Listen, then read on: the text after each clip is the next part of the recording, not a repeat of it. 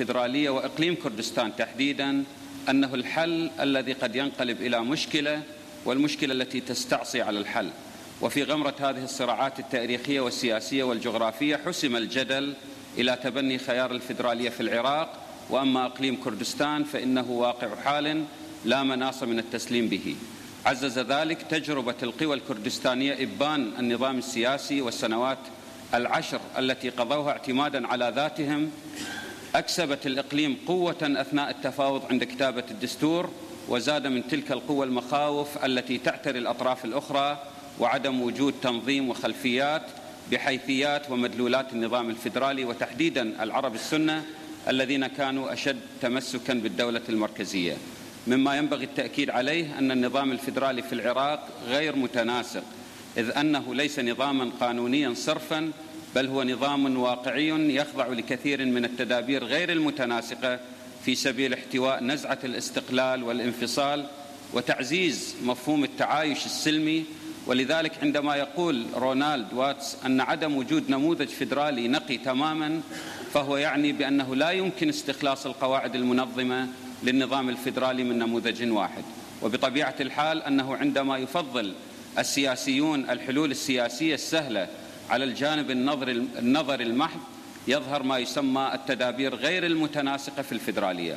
لقد كانت الفيدرالية في نظر الكرد وسيلة تسمح لهم بالمشاركة في الحكومة المركزية كأفراد وليس كمواطنين من الدرجة الثانية، حيث قال أحد قياداتهم: نرغب أن نكون جزءا من العراق، لكن علينا المحافظة على حقوقنا من خلال حكومة فيدرالية تكون الضمانة للحكومة الكردية، فبدون الفيدرالية لن تتمكن الديمقراطية العراقية من حمايتنا. لقد استخدمت مصطلح فيدرالية الكرد لأن البناء القانوني العراقي ما بعد الدستور وإلى حد الآن ليس فيه إلا إقليم كردستان، والنصوص الدستورية التي تعطي حقا للإقليم فالمعني به إلى الآن إقليم كردستان، ولذا لا ضرورة لشمول المدلول بأقاليم افتراضية، بيد أن هذا الإقليم كان له الدور الكبير للتفكير بأقاليم أخرى لم ترى النور إلى حد الآن، وأوجدت في ذات الوقت مشاكل سياسية ومجتمعية تتعلق بالصلاحيات وتقاسم الثروات والمناطق المتنازع عليها والهوية وحق تقرير المصير ومفهوم الشراكة والتوافق السياسي والإحصاء السكاني، ما جعل المجتمع العراقي ينقسم على نفسه بين مؤيد أو معارض. فضلا عن ذلك فقد حفز كوامن الانتماء والتقارب أو التباعد على الكرد انطلاقا من مذهبهم كسنة أو باعتبار قوميتهم ككرد، وهو ما سيكون مجال للبحث في الورقة التي أتقدم بها. إن أطروحة الفيدرالية في النسيج الاجتماعي العراقي حديثة العهد، ظهرت شيئا فشيئا في فترة التسعينيات من القرن المنصرم، وذلك بعد أحداث الكويت وانتفاضة 91، حيث تحررت منطقة شمال العراق ذات الأغلبية الكردية من قبضة السلطة المركزية في بغداد. في 14/1992 اتخذ البرلمان الكردستاني قرارا يتبنى النظام الفيدرالي للعراق، الأمر الذي أثار جدلا واسعا من الناحية السياسية والفكرية حول الآثار المستقبلية المترتبة على العلاقات الاجتماعية للمكونات العراقية ودول الجوار. منذ تلك الفترة كان مبدأ الفيدرالية يطرح بين الحين والآخر من قبل القوى الكردية، لا سيما الحزبين الكبيرين الديمقراطي والاتحاد الوطني الكردستاني، في المحافل والمؤتمرات والندوات والتحالفات التي كانت تجريها المعارضة خارج العراق. كان منتهاها مؤتمر لندن في 14 إلى 20 من شهر كانون الأول عام 2002، والذي كان تحت شعار من أجل بناء عراق جديد لما بعد صدام، وهو آخر مؤتمر تعقده المعارضة العراقية في المنفى. هذا فضلا عن الندوات الفكرية والثقافية التي تتبناها النخب المفكرة الداعية للفيدرالية العراقية. كما أن قرار مجلس الأمن رقم 1546 كان له إضافات لصالح الفيدرالية. وتعد مرحلة 1990 من أهم المراحل السياسية في تاريخ المسألة الكردية، فقد دفع غزو العراق للكويت في آب 1990 إلى بروز المسألة الكردية كأحد أوراق الضغط المهمة التي أدت إلى إضعاف الحكومة المركزية، حيث سعت الولايات المتحدة إلى تشجيع الكرد على الثورة ومارست ضغط دولي تمثل بإصدار مجلس الأمن الدولي القرار 688 في نيسان 1991 الذي دعا الحكومة العراقية إلى احترام حقوق الإنسان في الشمال والجنوب وتوفير الظروف الاقتصادية والسياسية اللازمة للشعب العراقي. واستنادا لهذا القرار لجأت الولايات المتحدة إلى فرض ما يسمى في حينها المناطق الآمنة لحماية الكرد ومنع الطيران العراقي من فوق خط عرض 36 شمالا و32 جنوبا. بعد سقوط النظام العراقي السابق أقر قانون إدارة الدولة العراقية المؤقت الفيدرالية، فقد جاء في المادة الرابعة نظام الحكم في العراق جمهوري اتحادي فيدرالي ديمقراطي تعددي، ويجري تقاسم السلطات فيه بين الحكومة الاتحادية والحكومات الإقليمية والمحافظات والبلديات والإدارات المحلية، ويقوم النظام الاتحادي على أساس الحقائق الجغرافية والتاريخية والفصل بين السلطات وليس على أساس الأصل أو العرق أو القومية أو المذهب. وفي المادة 24 تتألف الحكومة العراقية الانتقالية والمشار بها أيضا في هذا القانون بالحكومة الاتحادية من الجمعية الوطنية ومجلس الرئاسة ومجلس الوزراء وبضمنه رئيس الوزراء والسلطة القضائية. وكذا الحال جاء في المادة 52 يؤسس تصميم النظام الاتحادي في العراق بشكل يمنع تركيز السلطة في الحكومة الاتحادية. ما هي مبررات الفيدرالية الكردية؟ أهم مبررات الفيدرالية الكردية تنطلق من القول بأن الفيدرالية هي تنظيم سياسي وقانوني مركب يجب أن تتوفر البيئة الصالحة والمسوغات اللازمة لتطبيقها، كما أن النظام القانوني هو الإطار الذي يصيب قيم المعطيات الموضوعية لمجتمع سياسي معين، سواء كانت تلك المعطيات اجتماعية أو حضارية أو نفسية. ويمكن إجمال المبررات على وجه السرعة بالآتي: 1. الابتعاد عن الحرب الأهلية. العراق يعتبر من الدول التي تتعدد فيها الخصوصيات الاجتماعية، فهو يحوي التركماني والكردي والعربي المسلم وغير المسلم المسيحي الأزيدي الصابئي، وعليه فهذا النسيج المتعدد التركيب من الجماعات المختلفة تتطلع بلا شك نحو اللامركزية في إدارتها، وبما يؤدي للمحافظة على خصوصيتها، لا سيما برزت حالة الهيمنة والصراع من قبل إحدى المكونات على الأخرى كما يحصل اليوم ضمن المناطق العربية في العراق. وبالتالي فإن عوامل الاختلافات في القومية أو الدين أو المذهب أو اللغة أو الثقافة تصبح عوامل تفريق وتمزيق أحيانا للمجتمع لا عوامل توحيد وتماسك. 2. استثمار الثروات، فالعامل الاقتصادي مهم وبه تتأثر الجوانب السياسية والاجتماعية، وأن الصلاحيات الواسعة الواردة في الدستور الدائم بخصوص صلاحيات الأقاليم في إدارة شؤونها السياسية والاقتصادية هي التي تبيح صياغة رؤية اقتصادية بعيدا عن رقابة الحكومة الاتحادية. 3. الفيدرالية بديل عن حق تقرير المصير، وهي مرحلة تختبر فيها الحكومة المركزية إذا التزمت بما تعهدت به، ويبقى حق تقرير المصير خيار يمكن الرجوع إليه، بيد أن هناك من يذهب إلى أن تقرير المصير لا يمكن استخدامه في ضوء الظروف الحالية، لأن المحيط الإقليمي لا يسمح للكرد بالانفصال لما ينطوي من تشجيع الكرد في دول أخرى، فضلا عن أن الكرد جغرافيا معزولون، كما أن لهم مكاسب بحكم وجودهم ضمن الدولة المركزية لا يمكن أن يتخلوا عليها.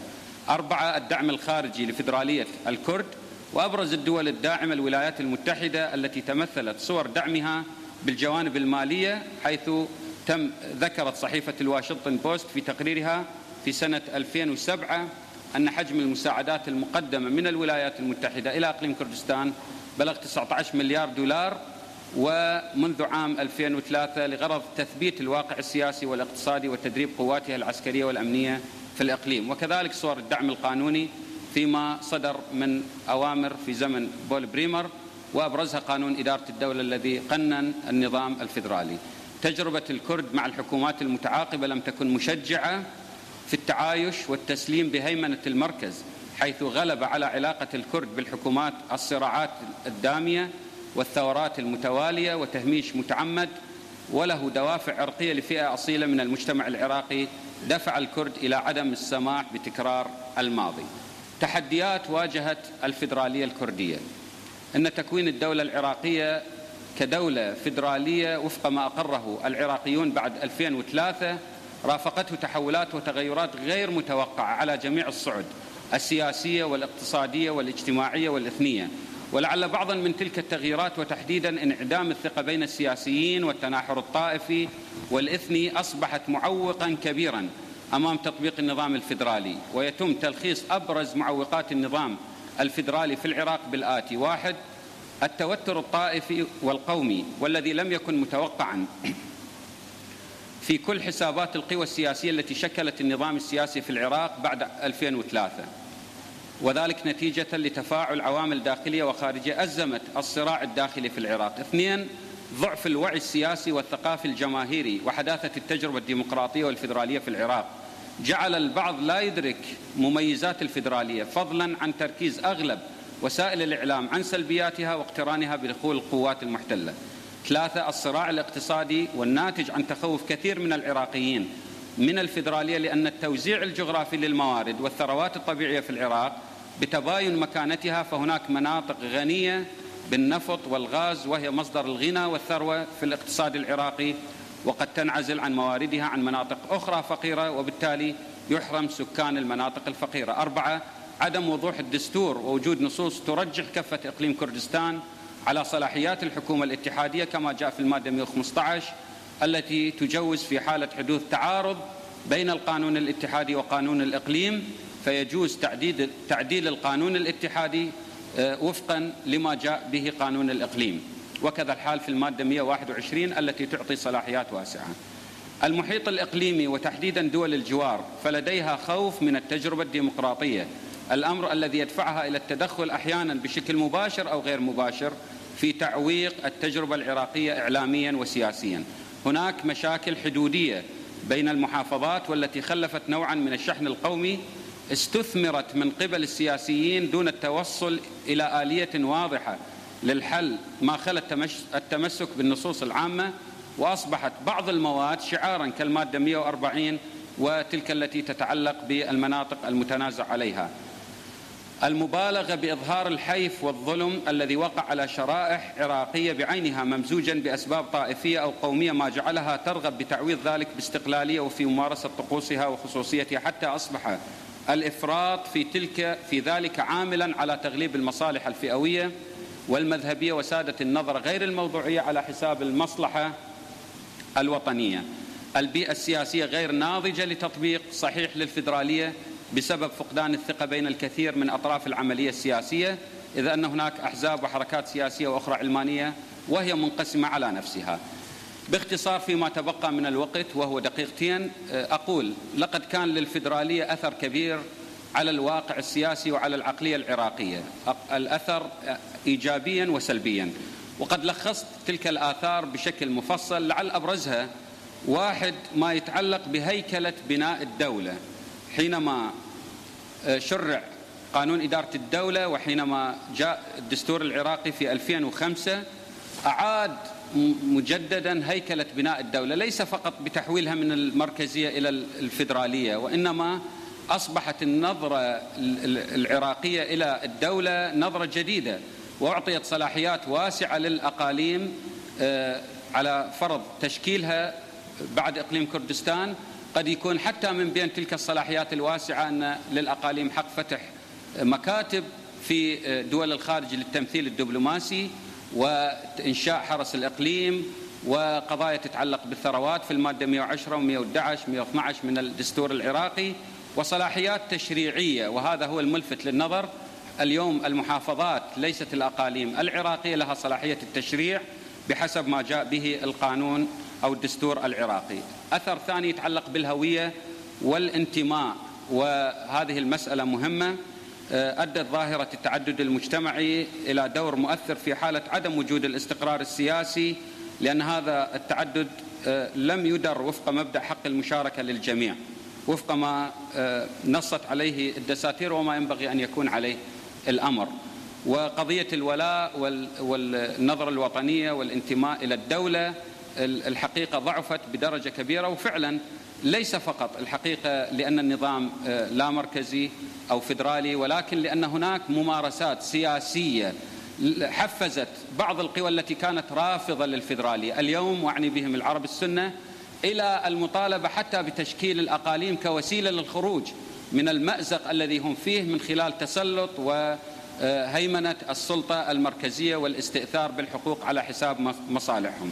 هناك أثر آخر يتعلق بتوزيع الثروات وفق الدستور ووفق واقع الحال، وبالذات عقود النفط والصلاحيات المعطاة لإبرام عقود النفط والنزاع الذي احتدم بين الإقليم وبين المركز بهذا الشأن.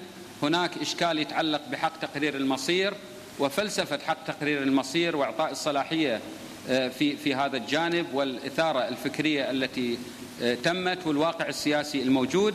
وهناك إشكال يتعلق بالأمن وتحديدا المناطق المتنازع عليها والحدود بين المحافظات والإحصاء السكاني. وهناك إشكالية أخرى وكبيرة تتعلق بالواقع السياسي، لأننا دخلنا ليس فقط في ظل نظام سياسي جديد يتعلق بهيكلة الدولة، وإنما برؤية جديدة سياسية معناها التوافقية السياسية. فلا يمكن أن نمضي باتجاه ما إلا إذا كان هناك من قبول من الجميع من كافة مكونات المجتمع العراقي. أعتذر عن هذا الإيجاز وهو مفصل في الورقة، وشكرا لكم. شكرا جزيلا دكتور سليم الجبوري على هذا العرض الضافي، والذي تناول من خلاله نموذج الحل العراقي للمسألة الكردية متمثل في الحل الفيدرالي. ولكن هنالك أيضا تعقيدات كثيرة تحدث عنها الدكتور، نتركها لمداخلاتكم ونقاشكم إن شاء الله. شكرا جزيلا دكتور. المتحدث الثاني هو الدكتور جوتيار عقراوي، أتمنى أن نطقتها صحيح. تفضل، معك 15 دقيقة لتقديم مداخلة. السلام عليكم. بداية أود أن أشكر مركز الجزيرة للدراسات والمركز العراقي للدراسات الاستراتيجية دعوتهم الكريمة والحفاوة التي قدموها لنا. حقيقة ورقتي تتعلق بالنظام الفيدرالي والدولة الوطنية، والموضوع والعلاقة فيما بين المفهومين هي علاقة شائكة، يعني من غير وليس سهلا أو هينا أن نقدم كل أطراف أو جهات هذه الموضوعة. لذا أرجو أن أكون موفقا في هذا المجال.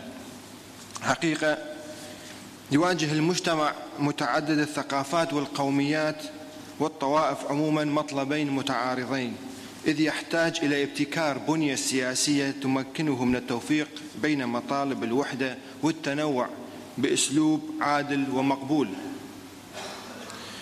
جماعيا، كما يتوجب عليه رعاية وتعزيز شعور قوي بالوحدة والانتماء المشترك بين مواطنيه، وإلا لن يؤدي مهامه كمجتمع متحد قادر على اتخاذ وتنفيذ قرارات ملزمة للجميع، إضافة إلى السيطرة على المشاكل وحلها. ومن المفارقة على ما يبدو أنه كلما ازداد وتعمق التنوع في المجتمع تعاظمت الحاجة إلى الوحدة واللحم المطلوبتين لتماسكه وتعزيز تنوعه، فالمجتمع الذي يضعف تماسكه يشعر بتهديد اختلافاته وفوارقه، ويفتقد الثقة والإرادة والرغبة بقبولها والتعايش معها. إن مأسسة التعدد الثقافي في المجتمع يهيئ الأرضية المطلوبة لتشكيل الهوية الوطنية، ونظرا لأنه لا يمكن لأي مجتمع متعدد الثقافات ولا يجب عليه تجاهل مطالب وحاجات التنوع، فإن نموذج التمثل الثقافي لنظام الدمج السياسي الذي ينادي به المحافظون والقوميون وبعض المؤيدين لدمج المجتمعات المحلية وأنصار الليبرالية الشمولية يتناقض معه بشكل جوهري. لذا فالبنية السياسية بما يمثله من هيكل السلطة وشكله ومداه يلعب دورا هاما وحاسما في تحقيق كيان سياسي متسق ومستقر ينمو خلاله الاندماج الوطني. إن الدولة إذ لم تستطع أن توفر لمواطنيها الشعور بالانتماء إلى الجماعة فإنها تعاني أزمة في كيانها السياسي. إن هذا الغياب في عدم تشكل كيان سياسي مستقل أدى بالفرد في البلدان العربية عموما بالتردد بين الولاءات، كما يقول برهان غليون إن غياب الكيان السياسي أدى بالفرد بالتردد بين الولاء العصبية المحلية القبلية أو الطائفية التي تقدم له وحدها فرص التضامن العملي والتعاون المتبادل من جهة، والولاء للعصبية الدينية الكبرى التي تعوض له في مثاليتها ما يفتقده على المستوى الولاء المحلي، أي الشعور بالتماهي كعضو في إنسانية واحدة من جهة ثانية. إن الكيان السياسي شيء تتطلبه الطبيعة ويحققه العقل، وهو أقرب المجتمعات إلى الكمال. إنه في مجموعه حقيقة بشرية راسخة يتجه إلى مصلحة الإنسان الملموسة أو ما يسمى بالمصلحة العامة. والشرط الأولي للكيان السياسي هو العدالة. إن النظام الفيدرالي ما هو إلا شكل من أشكال الاندماج السياسي في مجتمعات متعددة الثقافات، فهو أي النظام الفيدرالي يمثل تعبيرا عن نموذج الاندماج المدني، حيث إن المجتمع السياسي يتطلب اتفاقا لا على بنية سلطته فحسب، بل على وجود ثقافة مشتركة، وتكمن وحدة الجماعة السياسية في ثقافتها السياسية المشتركة، والتي تشمل قيمها العامة أو السياسية ومثلها وممارساتها ومؤسساتها ونموذج خطابها السياسي. وإذا لم يشترك مواطنوها في مثل هذه الثقافة لا يمكنهم الانخراط في حوار هادف أو التعبير عن اختلافاتهم وحلها بأسلوب منهجي أو السعي لتحقيق أهدافهم المشتركة. إلا أن النظام الفيدرالي في العراق يعبر عن نموذج الاستقلالية الثقافية، بحيث لكل مكون ثقافته المتجذرة في مجتمعاتها، وتكون كل الممارسات والعادات والاستمرارية التاريخية مستمدة من مجتمعاتهم. والدولة في مثل هذه المجتمعات عبارة عن مؤسسة قانونية وإدارية في الجوهر، ليس لها اعتبار أخلاقي، ويبقى مبرر وسبب وجودها أي الدولة دعم وتعزيز ورعاية المجتمعات الثقافية المكونة لها، ولا ينتظر من الدولة الامتناع عن التدخل في شؤونها الداخلية فقط، بل مأسسة استقلالها الذاتي والاعتراف به والتوكيد على عاداتها وتقاليدها وممارساتها. ويفترض بالأفراد إظهار ولائهم السياسي لمجتمعاتهم وطوائفهم المحلية، وانطلاقا من ذلك يأتي ولاءهم للدولة في المرتبة الثانية. عمليا فإن العلاقة التي تربط بين الحكومة الاتحادية وحكومة إقليم كردستان هو ليس رابط دستوري ذو بنية فيدرالية نظريا موجود في الدستور، ولكن ما هو في الواقع الرابطة هي شكل من أشكال الرابط الهش تربطهما الاستقلال الثقافي تنحو إلى بناء ثقافة سياسية مختلفة. وبذلك ارتبط المطالبة بالنظام الفيدرالي في العراق بموضوع التقسيم العراق.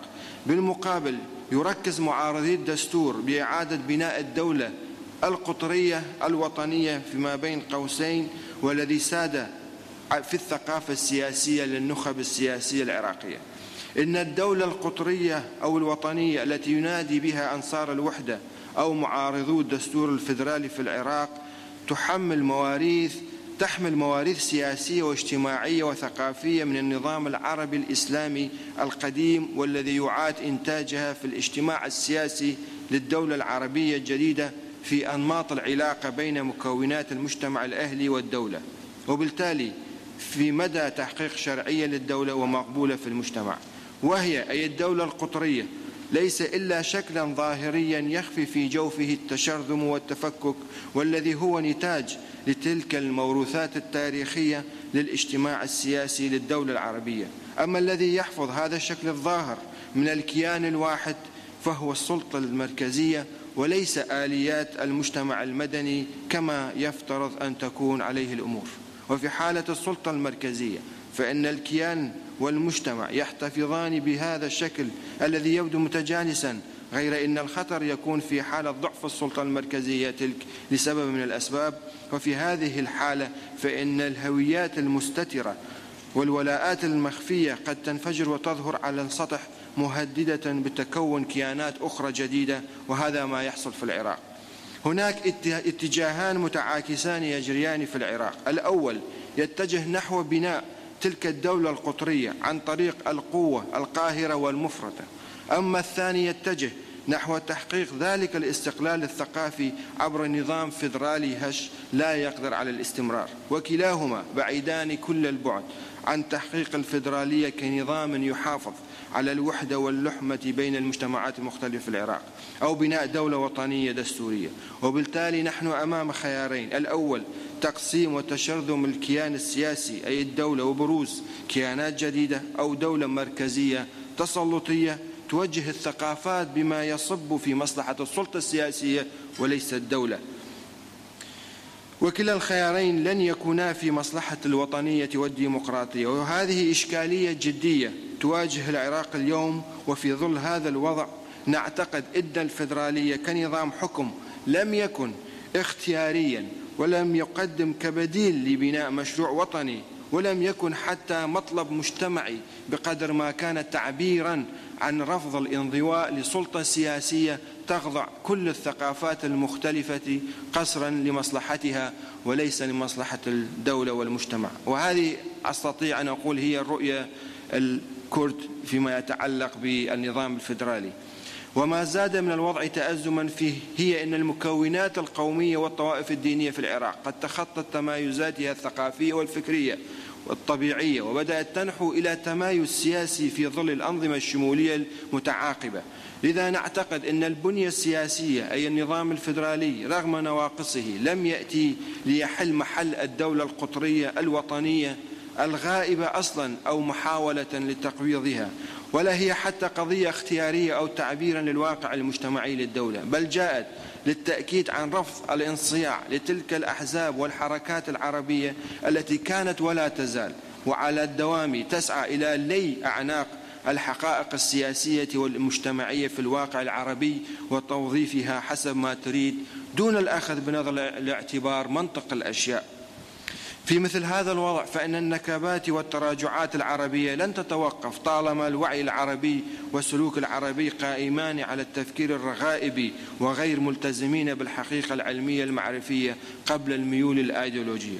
إن الدولة المطلوبة تحقيقها كما يسميها المفكر العربي محمد جابر الأنصاري هي الدولة العضوية، هي تلك الوحدة السياسية التي يتشارك السكان على امتدادها كله وفي وسطها وأطرافها على السواء في وحدة تفاعل حياتي ومعيشي كامل، بحيث ينشأ فيه مجتمع متجانس قادر على البقاء والاستمرار حتى ولو سقطت السلطة السياسية لأي سبب كان، وهي نقيض الدولة العضوية التي تتجاوز فيها الجماعات والأقاليم بفعل القوى القاهرة وحدها دون أن تكون فيها قاعدة تواصل وتفاعل مشترك.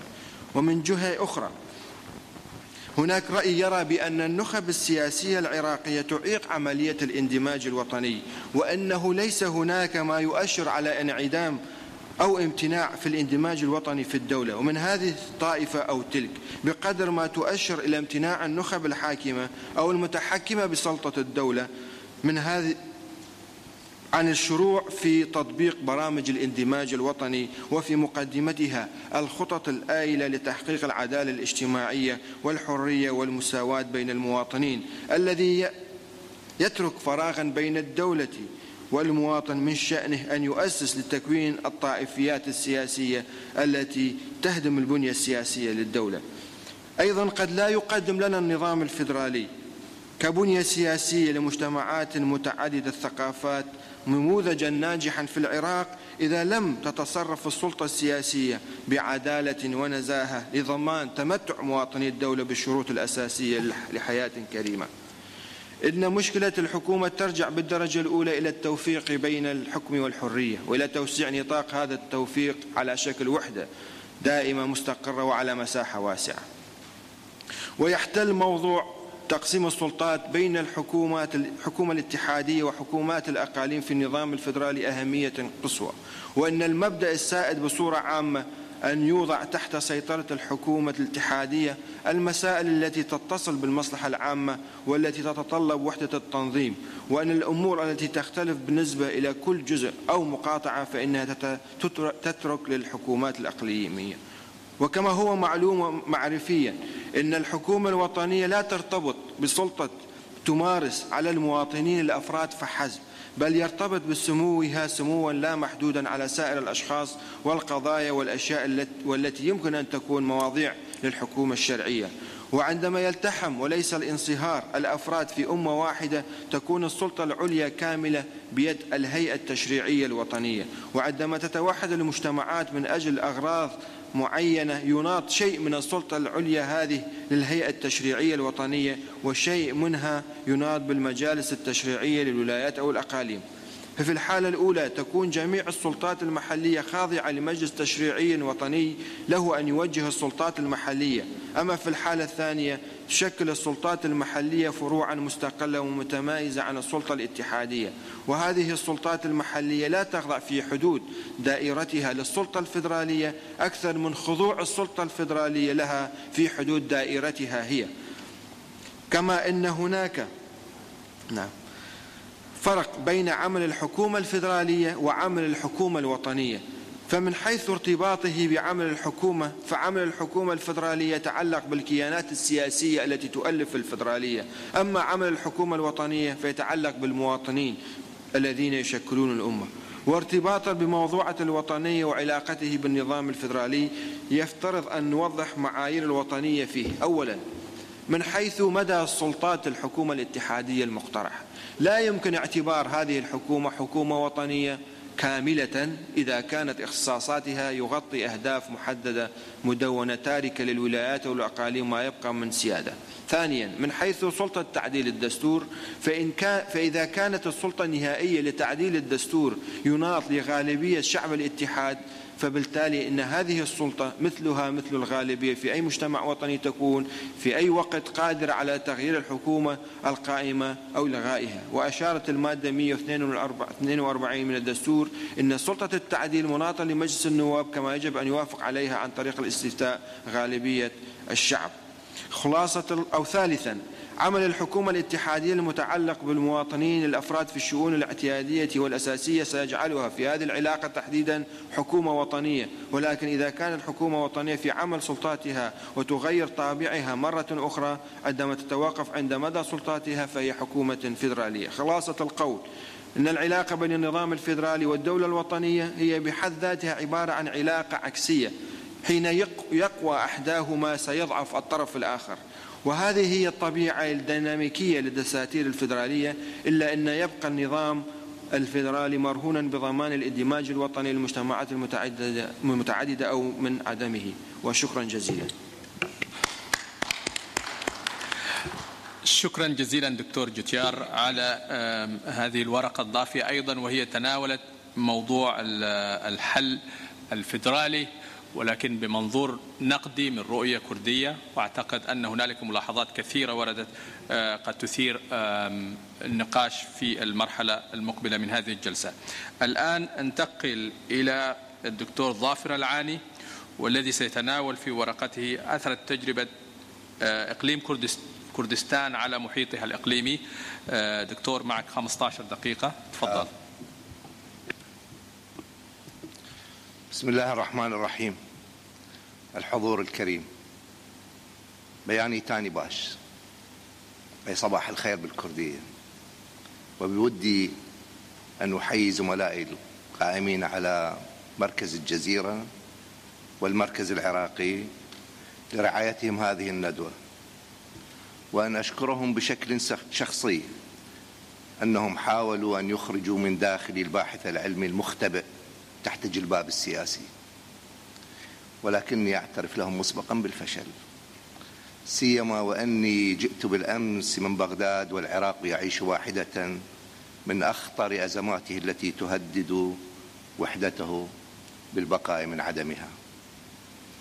وفيما كانت المسألة الكردية سابقا هي الأمر الوحيد الذي نخاف منه على وحدة العراق، فإن اليوم القضية الطائفية أخطر، وطبعا دون أن تحل المسألة الكردية التي ما تزال تطل برأسها من جديد بين حين وآخر، وهي الآن تنظر بمواجهة محتملة بين حكومتي المركز والإقليم.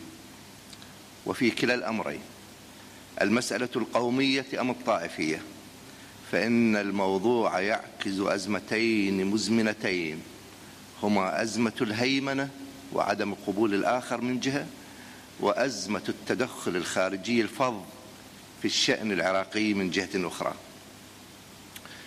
بالطبع لن تكون ورقتي أكاديمية صرف، وبالتأكيد هي ليست سياسية محض، بل هي عوان بين هذا وذاك. فأنا ما أزال مسكونا بين السياسي والأكاديمي، متمنيا أن لا أكون كما يقول العراقيون قد ضيعت المشيتين. والورقة هي عن الأبعاد الإقليمية لتجربة كردستان العراق، وهي رؤية انطباعية. على الرغم من وجود فروقات محلية فيما بينهم، إلا أن الكرد أمة، ويكفي لذلك دليلا أن لأبنائها مثل هذا الشعور. ولكن شاءت مصالح الكبار وقدرية الجغرافيا أن يتوزع الكرد بين مجموعة من الدول المتجاورة، بحيث أصبحوا أقلية في كل دولة منها، رغم أنهم يمثلون في الغالب أقليات كبيرة. وما يزال حلم الدولة القومية يساورهم، حتى وإن أدرك جل سياسيهم بأن ثمة ظروف معقدة إقليمية أم دولية قد تفرض عليهم إرجاء هذا الحلم، أو الاكتفاء بطلب العيش كمواطنين يتمتعون بحقوقهم القومية ومبادئ المواطنة، حتى ولو بصيغ عدة. إن عمق التأثيرات التي يحدثها البعد الخارجي والإقليمي منه على وجه الخصوص على ظروف الكرد في هذه الدولة أو تلك وعلى جيرانهم من الدول الأخرى تكمن ببساطة في الآتي: أن الأقليات الكردية في الدول المتجاورة تقطن بالقرب من مثيلاتها، ولذا تنعكس تجاربهم وتعقيد علاقتهم بالنظم السياسية التي يعيشون في كنفها إحداها على الأخرى. وهي انعكاسات طبيعية ممزوجة بشعور جمعي بالتعاطف الفطري مع المحنة التي واجهها أخوانهم في هذا البلد أو ذاك، وهو جزء من الإحساس بالهوية والكبرياء القومي. لذا ليس غريبا أن تشاهد القضايا الكردية نفسها وهي تعبر الحدود الهشة، منتقلة هنا وهناك، وحيث يوجد كردي في أعلى قمة جبل. أما العامل الآخر الذي يؤثر على الامتداد الإقليمي للمسألة الكردية إنما يكمن في أن الدول التي يقطن فيها الكرد كانت وما تزال تنظر إليهم على أساس أنهم يمثلون تهديدا لوحدتها الإقليمية أو مشروعا انفصاليا، وعدوا إن لم يكن قائما فهو عدو محتمل، خصوصا بعدما فشلت معظم التجارب السلطوية عن استيعاب الطموحات الكردية المشروعة، بالإضافة إلى قلقه المبرر من أن يقوم الخصوم الإقليميون باستثمار الكرد كورقة ضغط ومساومة في إطار صراع المصالح بينها. ولطالما كان الكرد ضحية هذه المساومات التي اعتمدت بشكل رئيس على قصر نظر القيادات الكردية. لذا ساد المثل الكردي الأثير بأن ليس للأكراد صديق سوى الجبل، في إشارة منهم لروحهم القتالية في مواجهة النظم السياسية وتبرمهم من النظرة النفعية للنظم في استغلال معاناتهم الإنسانية ومشروعهم القومي.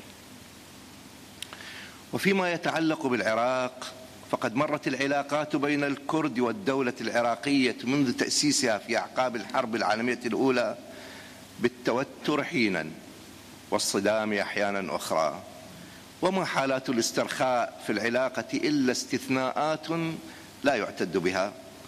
وقد استعان طرف المعادلة الكرد والنظم السياسية العراقية المتعاقبة بمختلف الأدوات السياسية والعسكرية لتصريف هذه العلاقة.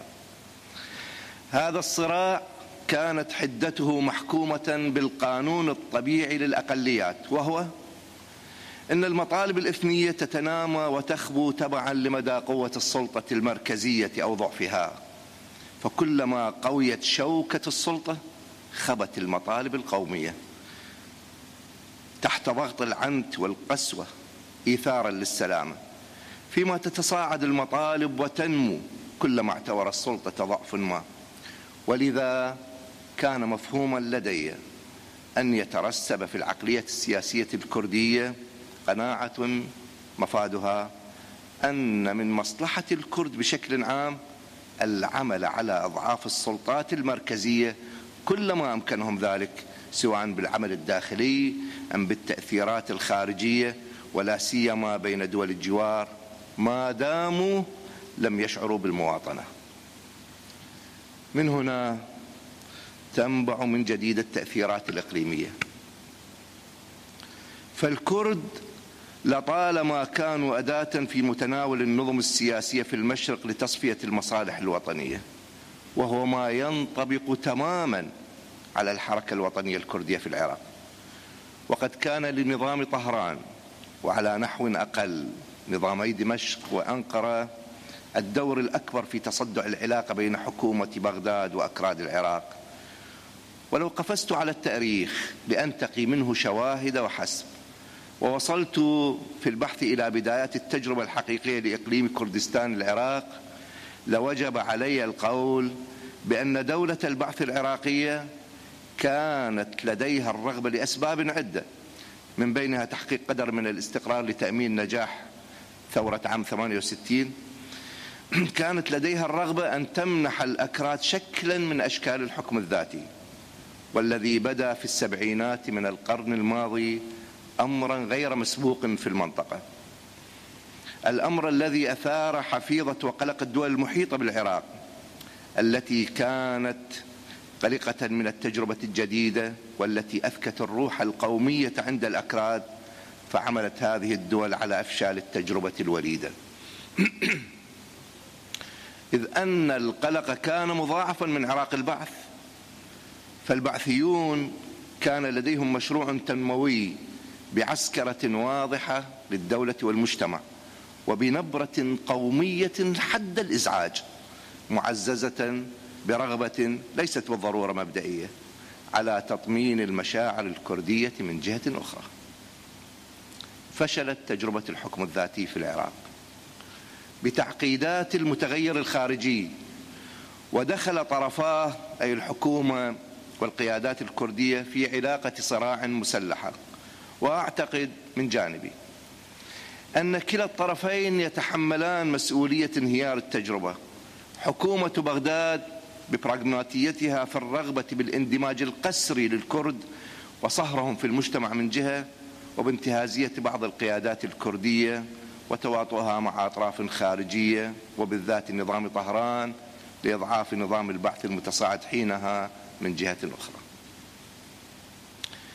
ولعل قيمة التأثير الخارجي والبعد الإقليمي للعلاقة بين الطرفين يتضح في اتفاقية الجزائر عام 75 التي وقعها صدام حسين مع شاه إيران، والتي كان من بين بنودها إيقاف دعم الشاه لحركة التمرد المسلح الوطني الكردي، مما جعل الكرد مكشوفين خارجيا، فسهل على حكومة بغداد قمع التمرد وإخماد جذوته، الأمر الذي سبب ارتياحا إقليميا في إنهاء تجربة الحكم الذاتي من الناحية العملية، والتي كانت كنموذج جديد تسبب صداعا سياسيا لدول الجوار.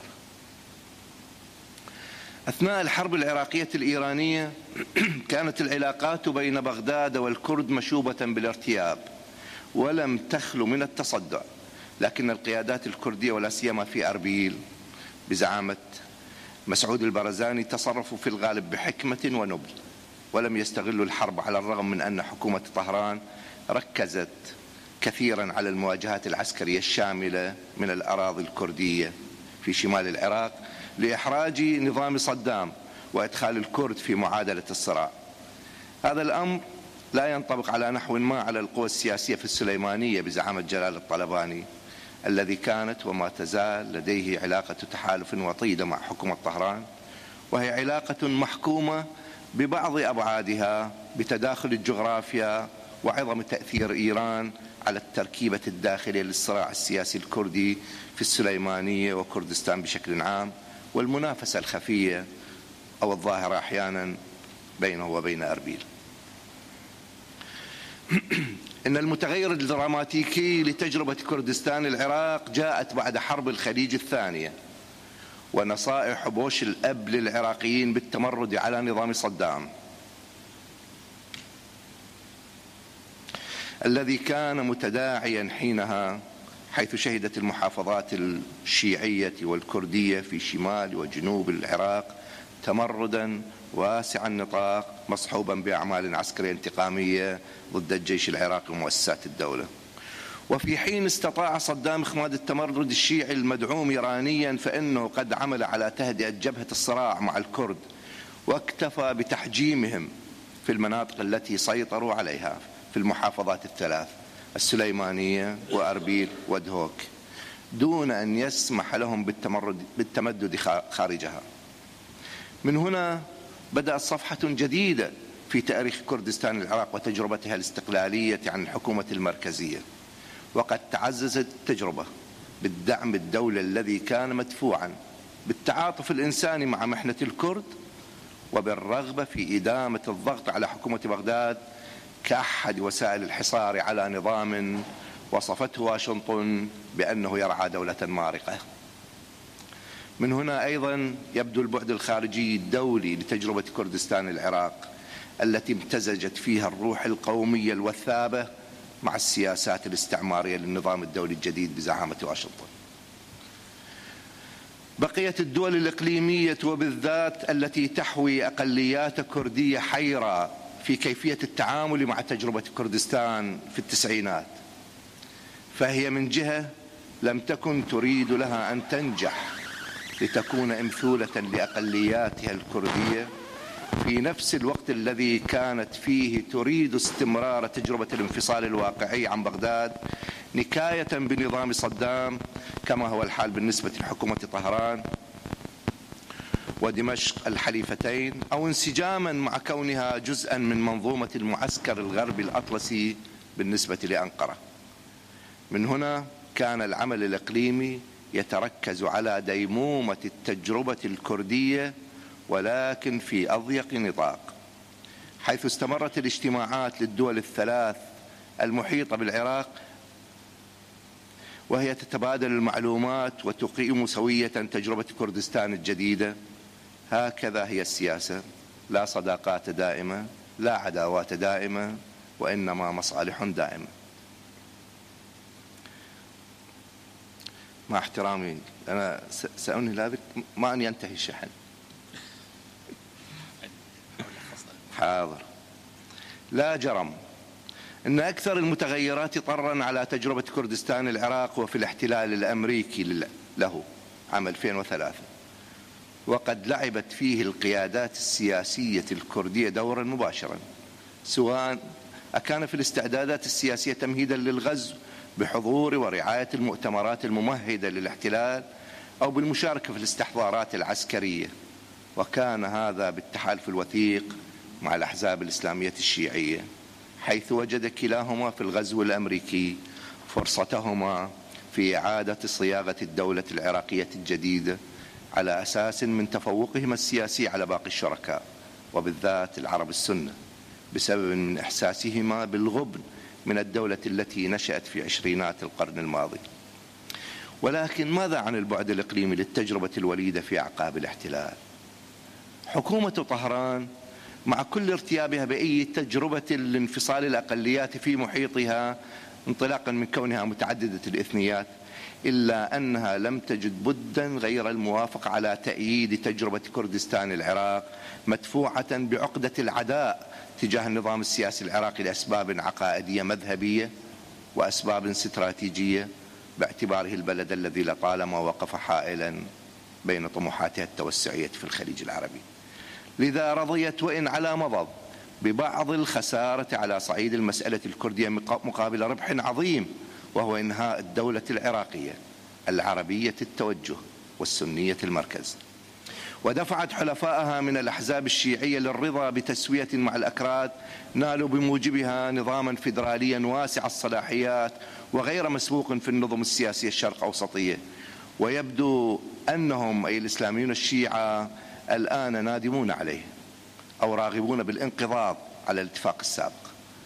أما تركيا بنظامها الإسلامي فإنها لم يكن أمامها من خيار سوى استيعاب التجربة الكردستانية الجديدة في العراق، رغم عدم رضاها عن توسعها وخشيتها من امتدادها الإقليمي الذي قد يصطدم بمصالح التركمان الذين يحظون برعاية تركيا الأم وبالعرب السنة فيما يسمى بالمناطق المتنازع عليها.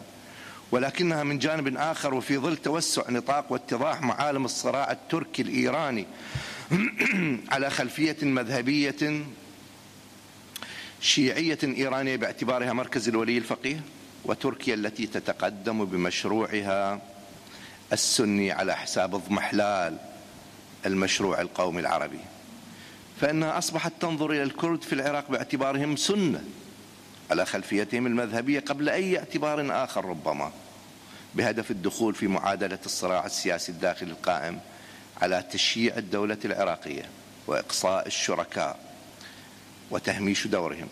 وتركيا تبدو اليوم مستعدة لقبول خسارة جزئية على صعيد المصلحة القومية لحساب مشروعها الإسلامي السني الرائد. سأختم. في البرلمان السابق كنت رئيسا للجنة الأقاليم، وحينما أرادوا التصويت على قانون تشكيل الأقاليم في العراق قدمت قبلها بدقائق استقالتي، وقلت يومها أنه لا يشرفني أن أكون رئيسا للجنة تسعى لتقسيم العراق، ورغم أني من غلاة العروبيين والوحدويين في العراق أعترف لكم بأني عندي وعند غيري مراجعات فكرية لقناعاتنا السابقة بسبب نزعة الاستبداد السلطوية التي يعانيها من هم مختلفون فئويا عن القابضين على السلطة في العراق. وقيل قديما أن في الاعتبار غنى عن الاختبار. والسلام عليكم. شكرا دكتور ظافر العاني على مداخلتك. حقيقة نحن كسبناك أكاديمي بنكهة سياسية ولا سياسي بمدخل أكاديمي لتناول القضية الشائكة للأبعاد تجربة إقليم كردستان، الأبعاد الإقليمية وتشابكاتها. المداخلة الأخيرة في هذه الجلسة حول العنوان الأساسي والحراك السياسي في كردستان واقع وآفاق، دكتور عبد الحكيم خسرو أستاذ الجامعي في جامعة صلاح الدين، فليتفضل 15 دقيقة. شكرا جزيلا. صباح الخير جميعا، ونشكر مركز الجزيرة للدراسات والمركز العراقي للدراسات الاستراتيجية على دعوتهم لنا لحضور هذه الندوة المهمة حول القضية الكردية في المشرق. طبعا أحاول أستغل الربع ساعة لتحديد الملامح الرئيسية للحراك السياسي في إقليم كردستان. وإحنا نعلم جيدا أنه تجربة الكرد في الحكم ترجع إلى عام 1991 بعد انتفاضة آذار وبعد المفاوضات اللي جرت بين الحكومة المركزية آنذاك والجبهة الكردستانية، وبعد عدم توصلهم إلى اتفاق قامت الحكومة المركزية بسحب الإدارات. هذا ما اضطرت بموجب الجبهة الكردستانية إلى إصدار القانون رقم واحد واستنادا إلى الشرعية الثورية. هذا كان نواة لبروز نظام الحكم أو النظام السياسي في إقليم كردستان. لكن الانتخابات اللي جرت سنة 1992 لم ترضى بها الأحزاب السياسية وبنتائجها، لذلك فإننا نجد أن الحكومة كانت حكومة ائتلافية، تم تشكيل حكومة ائتلافية وحكومة محاصصة، أو كما نسميه في إقليم كردستان حكومة ال50-50. وهذا ال50-50 طبعا استمر إلى حتى وقت قريب، وكان له أثر كبير على نظام الحكم في إقليم كردستان وعلى طبيعة وأداء نظام الحكم في الإقليم بصورة عامة، ومما نتج عنه حقيقة اقتتال داخلي وكما نسميه حرب الأخوة بين الأعوام 1994 و 1997. وبعد هذا الاقتتال الداخلي والحرب الداخلي صار عندنا انقسام بالإدارة أو تقسيم الإدارة. إدارة السليمانية بقيادة الاتحاد الوطني الكردستاني أو تحت سيطرة الاتحاد الوطني الكردستاني بقيادة جلال طالباني، وإدارة أربيل بقيادة السيد مسعود البرزاني والحزب الديمقراطي الكردستاني. هذا الانقسام الإدارة حقيقة خلق عندنا انقسام حاد مجتمعي، انقسام اقتصادي، انقسام سياسي، وانقسام مجتمعي حاد بين المنطقتين بصورة عامة، وخلق عندنا حقيقة دور ضعيف للأحزاب السياسية آنذاك، لأن الأحزاب السياسية تحولت إما إلى أحزاب تابعة لأحد الحزبين أو إلى أحزاب ضعيفة لا تستطيع مواجهة الواقع الجديد أو مواجهة واقع الاقتتال الداخلي اللي كان موجود آنذاك. وحتى أن اتفاقية واشنطن عام 1998 اللي أنهت بالاقتتال الداخلي لم تستطيع حقيقة دفع الحركة السياسية أو نستطيع القول النظام الديمقراطي باتجاه بإعادة بناء المؤسسات السياسية بالإقليم وتوحيد الإدارتين، واستمر التقسيم إلى حين بروز حراك سياسي جدي عام 2009. وهذا الحراك الجدي كان بعد نشوء حركة التغيير. هنا أحاول أن أحدد أبرز الملامح الرئيسية وحاولت أن أو الأبعاد الرئيسية للحراك السياسي في إقليم كردستان.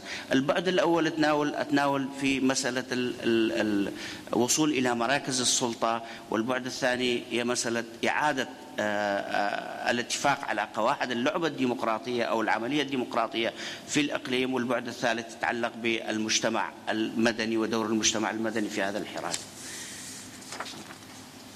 فيما يتعلق بالبعد الأول نجد أن واقع الحراك السياسي في كردستان يتمركز حول توزيع السلطة في المجتمع، وكما أشرنا في طبيعة تشكيل النظام السياسي في الإقليم منذ بداياته، والتي ساهمت في بروز مخاوف من مسألة احتكار السلطة السياسية والثروات الاقتصادية، مسألة إيمان الأحزاب السياسية التي هي خارج السلطة بعدم قدرتها إلى وصول إلى مراكز صنع القرار، والمسألة الثالثة كانت تتعلق بعدم أو المخاوف من عدم رغبة أو نية الأحزاب الحاكمة من التنازل عن مواقع السلطة السياسية بالإقليم. وهذا حقيقة خلق عندنا فراغ أو نستطيع أن نقول دعوات أو بروز دعوات للإصلاح السياسي في كافة المجال من قبل الحركات السياسية اللي كانت موجودة.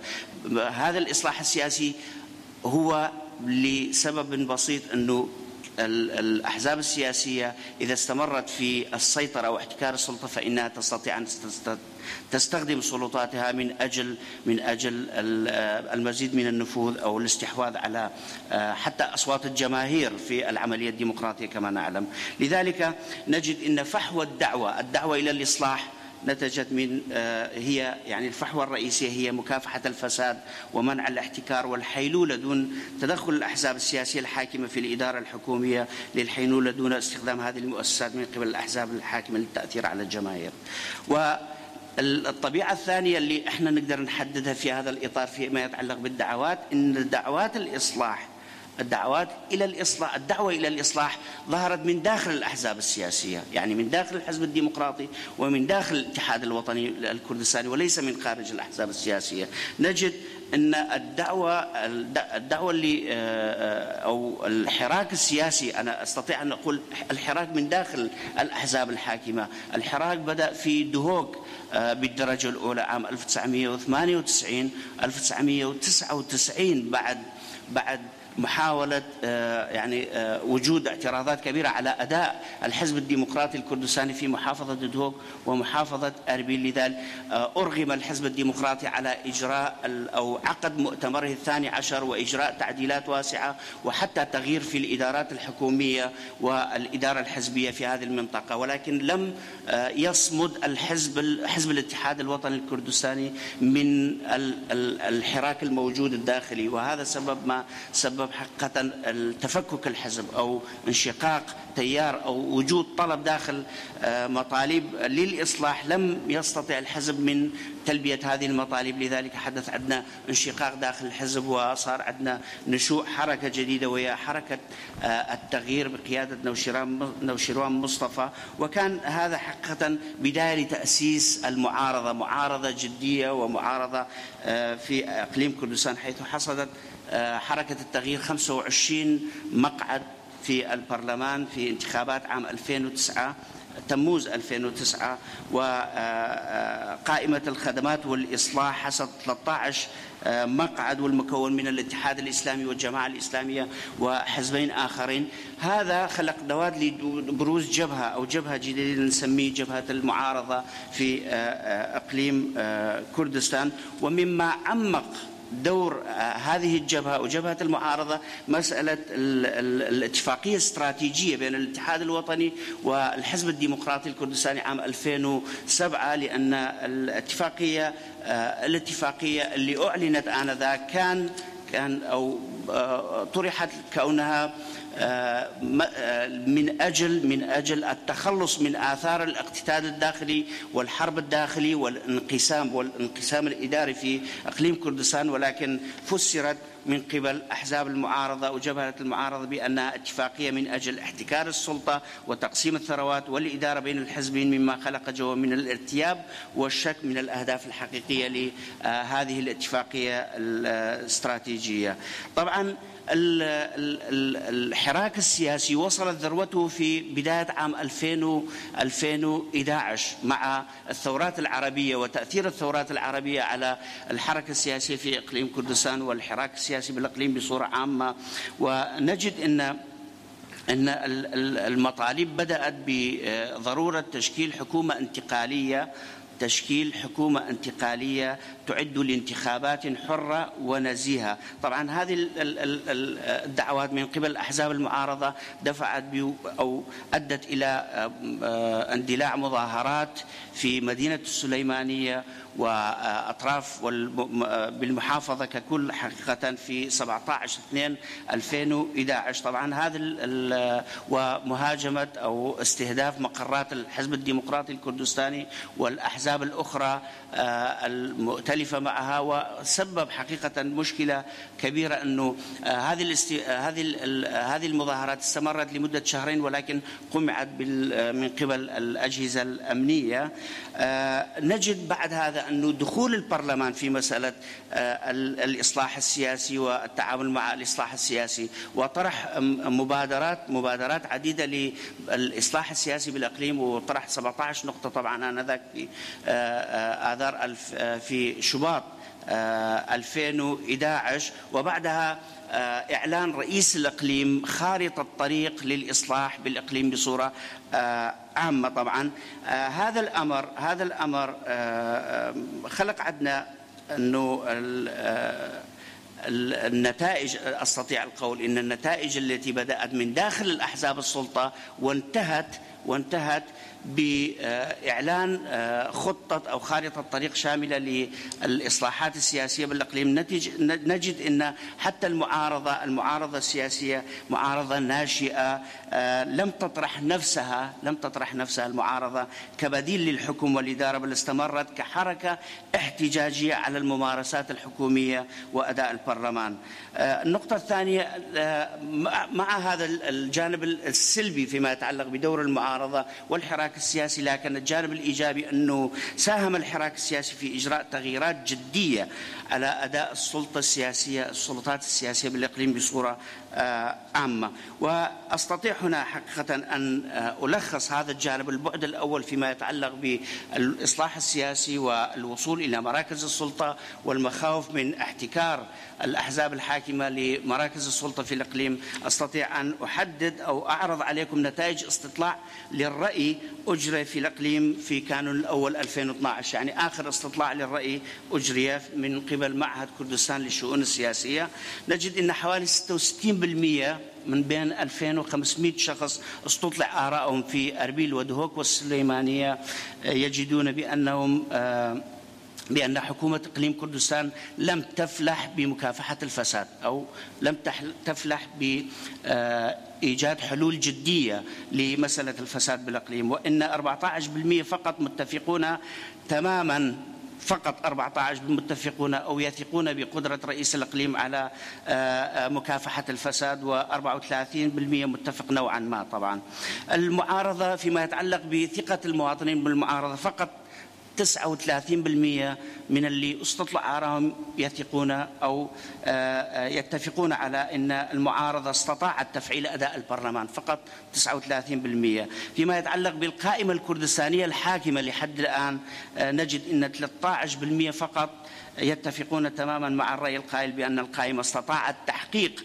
أهدافها ووعودها الانتخابية. والبرلمان نجد أن فيما يتعلق ببرلمان إقليم كردستان أن 17% فقط متفق تماما مع الرأي القائل بأن البرلمان استطاع القيام بدوره الرقابي، أي لا نجد أن البرلمان أو لا يثق المواطنين بالدور الرقابي للبرلمان. وحتى أن القضاء بالإقليم لم تسلم من وجهات نظر من الرأي العام الكردي اللي فقط 31% يثقون تماما بالسلطة القضائية، والبقية إما لديهم ثقة قليلة أو لا يثقون تماما بالسلطة القضائية. حتى إن الأحزاب الكردستانية فقط 21% من الذين استطلع آرائهم يثقون بالأحزاب الكردستانية، أي كل الأحزاب الكردستانية بما فيهم المعارضة وأحزاب السلطة. لكن المفارقة أن قوات الأمن والأسايش حظي بأعلى نسبة من الثقة، حيث 61% من المواطنين في الإقليم يثقون بقوات الأمن والأسايش في الإقليم. وهذا أمر يتعلق بالأداء النسبي أو المسألة الاستقرار النسبي والأمن النسبي اللي موجود في إقليم كردستان، وأمر مقلق إلى الدكتور ظافر العاني طبعا. ولكن على الرغم من عدم ثقتهم بأداء الحكومة والبرلمان، نجد أن الثقة بالحكومة تقريبا 45% بحكومة إقليم كردستان، والثقة برئيس الإقليم أكثر من 50%. وأنه الأولويات المواطنين للعمل في المستقبل هي تتمثل في مكافحة الفساد ومعالجة مشكلة البطالة ومشكلة السكن ومعالجة التضخم، والتي بالنسبة إلى المواطنين إن الحكومة فشلت في هذه المسائل بصورة عامة. والبعد الثاني اللي أحاول أن أحدده هو مسألة الحراك السياسي بالإقليم فيما يتعلق بقواعد اللعبة الديمقراطية والعملية الديمقراطية بالإقليم. حقيقة أريد أن ألخص، لأن الوقت داهمني، أريد أن ألخص أو أحاول أن ألخص بعدة نقاط. هي المسألة الأولى قانون رقم 1 اللي إحنا أثارنا، اللي كان أساسا لتشكيل نظام الحكم بالإقليم. المسألة الثانية هي مسألة دستور الإقليم. دستور الإقليم شرع من قبل البرلمان في عام 2008 ولم يطرح على الاستفتاء لحد الآن لوجود اعتراض واسع على بعض مواد الدستور أو مسودة دستور الإقليم اللي باعتقادهم ينطي صلاحيات كبيرة لرئيس الإقليم ويهيئ لظهور سلطة أو نظام سياسي ديكتاتوري. وأعتقد أنه النظام الداخلي للبرلمان ومسألة القوانين المتعلقة بالأقضية والنواحي والمحافظات وصلاحيات هذه الأقضية والنواحي والمحافظات حقيقة أصبحت مثار جدل بين الأحزاب السياسية والحركات السياسية الموجودة بالإقليم، وهناك محاولات لتعديل هذه القوانين أو إعطاء صلاحيات أكبر للمحافظات. النقطة الأخيرة اللي أحاول أن ألاحظ في هذا المسألة هي مسألة التحالفات ومعاداة الاتفاقية الاستراتيجية بين الاتحاد الوطني والحزب الديمقراطي. كان من بين أهم الأسباب التي دفعت بالأطراف السياسية إلى ضرورة فك هذا الارتباط، ضرورة فك هذا الارتباط وضرورة مشاركة الحزبين في العملية الديمقراطية دون تحالف استراتيجي لتقاسم الثروات كما تدعي المعارضة، بل لا بد أن تكون ائتلافا برلمانيا وفق السياقات أو وفق سياقات النظام الديمقراطي بصورة عامة. خلاصة القول أن على الرغم أنه الواقع يعني هذه الرؤية الواضحة في الساحة الكردستانية بصورة عامة، لكن نجد أن تقريبا أكثر من 85% من اللي استطلع آرائهم يفتخرون بإقليم كردستان، يفتخرون بإقليم كردستان على الرغم من هذه أكثر من 85% يفتخرون بإقليم كردستان. وهذا طبعا جانب إيجابي لا يتعلق بأداء السلطات والنظام السياسي، ولكن يتعلق بالتهديدات الخارجية، سواء التهديدات من الحكومة المركزية أو التهديدات المتعلقة بالدول الإقليمية. وطبعا كان عندي نقطة أخرى اللي هي نقطة المجتمع المدني، لكن بسبب الوقت داهمنا طبعا. شكرا جزيلا على الاستماع. شكرا جزيلا. شكرا جزيلا دكتور عبد الحكيم على هذا العرض. السادة الحضور والسادة المشاهدين، بهذا نكون وصلنا إلى نهاية العرض المقدم من المتحدثين الأساسيين. تناولنا تجربة الحكم الفيدرالي في العراق كمحاولة لحل المسألة الكردية هناك، انعكاسات هذه التجربة على محيطها الإقليمي، وكذلك التفاعلات السياسية من داخل والحراك السياسي من داخل هذه التجربة. الآن ننتقل، لدينا يعني مجموعة متنوعة بخلفيات متعددة من المشاركين والحضور في هذه الندوة. ننتقل لمرحلة النقاش. لدينا وقت إن شاء الله كافي للحوار، لأن هذه الجلسة ستستمر إلى حوالي الساعة الواحدة أو ما بعد الواحدة. سنأخذ استراحة، سنقسمها إلى جزئين. سنأخذ استراحة بعد حوالي 40 دقيقة من الآن، استراحة قصيرة لصلاة الظهر وتناول شيء من الشاي وكذا، وبعد ذلك نعود لمواصلة النقاش إلى نحو تقريبا الساعة 1:15 لنعوض بعد الوقت الذي فاتنا في بداية هذه الجلسة. أرجو أنا سأبدأ بإعطاء الفرص، ولكن للراغبين في الحديث سيمر الإخوة من السكرتارية لأخذ الأسماء حتى يساعدنا ذلك في إدارة الجلسة. وأنا أعطي الفرصة الأولى للمداخلة للدكتور جواد الهنداوي سفير العراق بالدوحة، يريد أن يتقدم بمداخلة. الزملاء في السكرتارية أرجو أخذ أسماء الراغبين في الحديث. تفضل دكتور. بسم الله الرحمن الرحيم. شكرا جزيلا على دعوتكم، ونبارك لكم ندوتكم، وأحيي كافة الحضور الكرام، وأحيي الأخوة العراقيين جميعهم في الجلسة الأولى.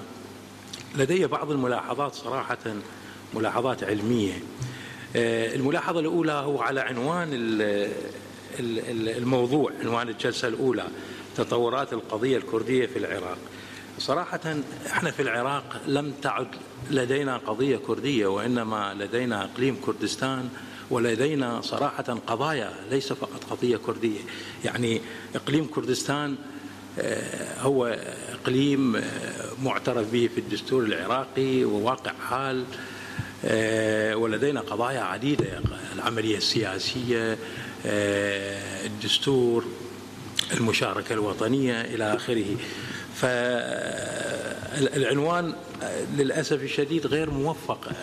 تطورات القضية الكردية، القضية الكردية حاليا تبلورت وتجسدت في إقليم قائم بحد ذاته، له علاقة مصيرية فيدرالية ضمن نظام سياسي يتسم بالشراكة من الجميع. هذه الملاحظة الأولى. الملاحظة الثانية، مصطلح اللي ورد في أخونا الدكتور على لسان أخونا الدكتور سليم الجبوري، فيدرالية الكرد، هذا أيضا للأسف الشديد ما أعتقد مصطلح علمي.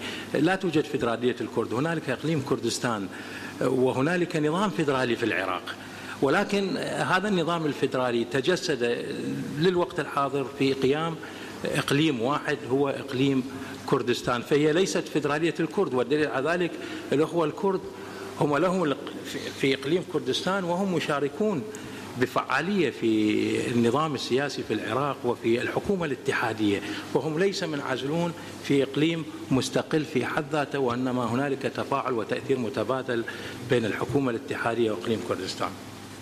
الشيء الآخر مساعدات الولايات المتحدة الأمريكية التي ذكرت وكأنها تزامنت مع المسألة الكردية أو القضية الكردية سابقا. صراحة الولايات المتحدة الأمريكية والدول الإقليمية الأخرى علاقاتها لم تكن حكرا على الأخوة الكرد، وإنما كانت منفتحة مع الجميع وتستغل الجميع ويستغلها الجميع. فيمكن قد يكون أنا فهمت بالغلط، ولكنه تراءى لي وكأنه المساعدات الولايات المتحدة الأمريكية كانت حصرا للأخوة الكرد، وهي بسبب هذه المساعدات آلت الأمور في إقليم كردستان إلى هذه الحالة. ما ورد من بعض العبارات غير صحيحة، مثلا دولة البعث العراقية، لم يكن في العراق دولة باسم دولة البعث العراقية، كانت الجمهورية العراقية ومن ثم جمهورية العراق، وكان هنالك نظام حزب بعث صح إلى غاية 1979، ومن بعد 1979 لا يمكن أن نقول كان في العراق يحكم حزب البعث، وإنما كانت هنالك عصابة صدامية والكل يشهد بها، وحتى الدكتور ظافر يعرف بذلك جيدا. فلم تكن هنالك دولة البعث العراقية. الشيء الآخر اللي صراحة يؤسفني أنه تسمية التمرد الشيعي المدعوم في إيران في العراق 1991. يا أخي لم يكن هنالك تمرد شيعي، هنالك انتفاضة، هنالك ثورة في عام 1991 في كل العراق، ليس فقط في جنوب العراق، حتى في مدينة الرمادي على أثر اغتيال أو قتل أو إعدام محمد حسين مظلوم من أهل الأنبار إلى آخره. فكان هنالك كانت انتفاضة، ولو كان هذا التمرد للأسف الشديد، أنا لا أسميه تمرد وإنما انتفاضة وإنما ثورة، بعد ما ذاق الشعب العراقي الأمرين من مقابر جماعية، من حرب مع إيران 8 سنوات، مع دخول الكويت والحصار إلى آخره. فكانت هناك انتفاضة عارمة، ولو كانت هذه الانتفاضة مدعومة من إيران أو من دولة أخرى لكتب لها النجاح للأسف الشديد. الشيء الآخر أيضا النظام السياسي الجديد، لا من الصعوبة يعني أن نقول أنه نظام طائفي. هذا النظام السياسي الجديد الكل الشارك به، كل الطوائف وكل مكونات الشارك به، فكيف يوصف بأنه نظام؟ صحيح هنالك نعرات طائفية، هنالك بعض للأسف الشديد بعض النتوءات الغير موفقة الطائفية من هذا الجانب وهذا الجانب، ولكن هذه في مسار العمل السياسي والعمل الديمقراطي الذي لا لحد الآن لا نستطيع أن نقول نحن وصلنا إلى تجربة ديمقراطية في العراق. نحن في مسار ديمقراطي، وهذا المسار طويل وفيه أخطاء وفيه صعوبات وتحديات، ومسؤولية الجميع في تذليل هذه الصعوبات والتحديات. الشيء الآخر ورد في حديث الزميل الدكتور ظافر العاني مصطلح ولاية الفقيه.